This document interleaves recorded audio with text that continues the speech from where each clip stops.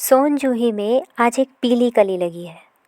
उसे देखकर अनायास ही उस छोटे जीव का स्मरण हो आया जो इस लता की सघन हरितिमा में छिपकर बैठता था और फिर मेरे निकट पहुंचते ही कंधे पर कूदकर मुझे चौंका देता था।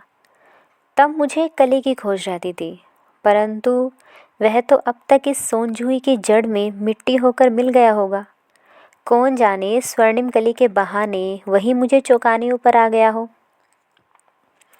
अचानक एक दिन सवेरे कमरे के बरामदे में आकर मैंने देखा कि दो कोए एक गमले के चारों ओर चोंचों से छुआछुअत जैसा कुछ खेल खेल रहे हैं। यह काकभुसुंडी भी विचित्र प्राणी है, एक साथ समादरित, अनादरित, अति सम्मानित या अति अवमानित। हमारे बेचारे पुरखे न गरुड़ के रूप में आ सकते, न मयूर के, न हंस के। हमारे पितृपक्ष हमसे कुछ पाने के लिए काक बनकर ही अवतरित होना पड़ता है। इतना ही नहीं, हमारे दूरस्थ परिजनों को भी अपने आने का मधुर संदेश इनके कर्कश स्वर में ही देना पड़ता है। दूसरी ओर हम कोआ और काव काव की अवमानना के अर्थ में ही प्रयुक्त करते हैं। मेरे काक पुराण के विवेचन में अचानक बाधा आ पड़ी, क्योंकि गमले और दीवार की संधि में छिपे एक छोटे से जीव पर मेरी दृष्टि रुक गई। निकट जाकर देखा तो गिलहरी का एक छोटा सा बच्चा जो संभवतः घोंसले से गिर पड़ा है और अब कोए उसमें अपना सुलभ आहार खोज रहे हैं। कोए की चोंचों के दो घाव उस लघु प्राण के लिए बहुत थे, अतः वह बेचारा गमले में चिपटा पड़ा था। सबने कहा कि कोए की चोंच का घाव लगने के बाद यह बच नहीं सकता, अतः इसे ऐसे ही रहने दिया जाए। परंतु मेरा मन नहीं माना। उसे होले से उठाकर अपने कमरे में ले आई, फिर रुई से रक्त पोंछकर घाव पे पेंसिलिन का मरहम लगाया।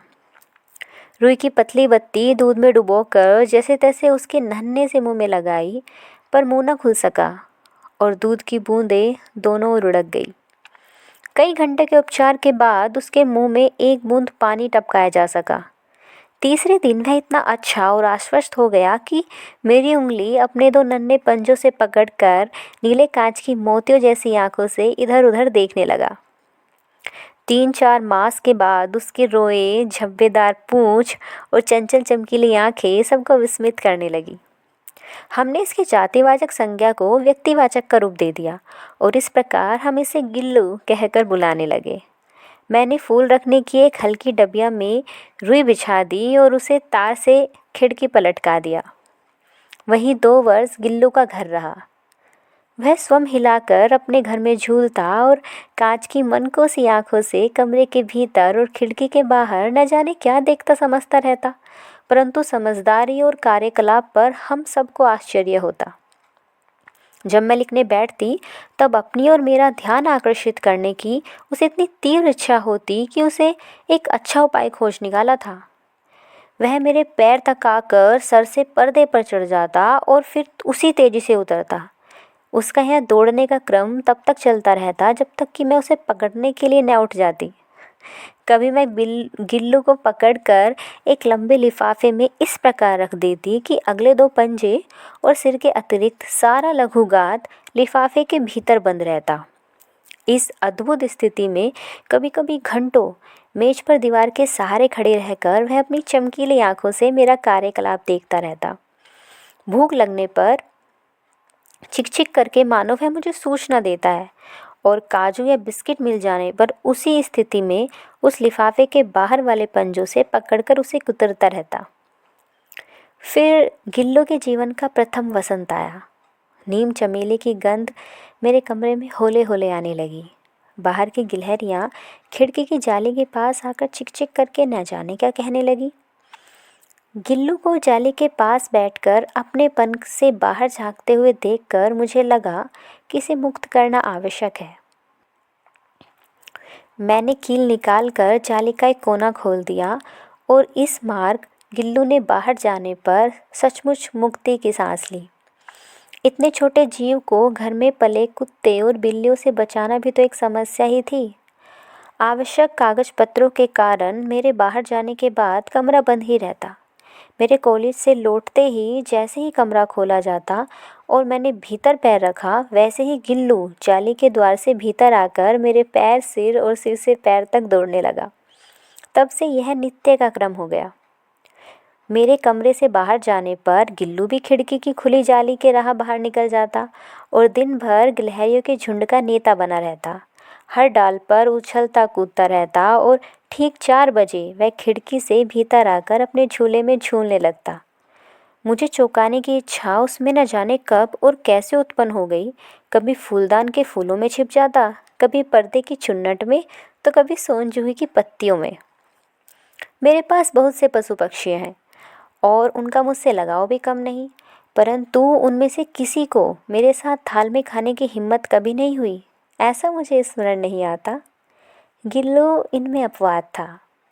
मैं जैसे ही खाने के कमरे में पहुंचती, वह खिड़की से निकलकर आंगन की दीवार, बरामदा पार करके मेज पर पहुंच जाता और मेरी थाली में बैठ जाना चाहता। बड़ी कठिनाई से मैंने उसे थाल के पास बैठना सिखाया। वहाँ बैठकर वह मेरी थाली में से एक एक चावल बड़ी सफाई से खाता रहता। काजू उसका प्रिय खाद्य था और कई दिन काजू न मिलने पर वह अन्य खाने की चीज़ों को या तो लेना बंद कर देता या झूले के नीचे फेंक देता। इसी बीच मुझे मोटर दुर्घटना की आहत होकर कुछ दिन अस्पताल में रहना पड़ा। उन दिनों जब मेरे कमरे का दरवाज़ा खोला जाता, गिल्लू अपने झूले से उतरकर दौड़ता और फिर किसी दूसरे को देखकर उसी तेज़ी से अपने घोंसले में जा बैठता।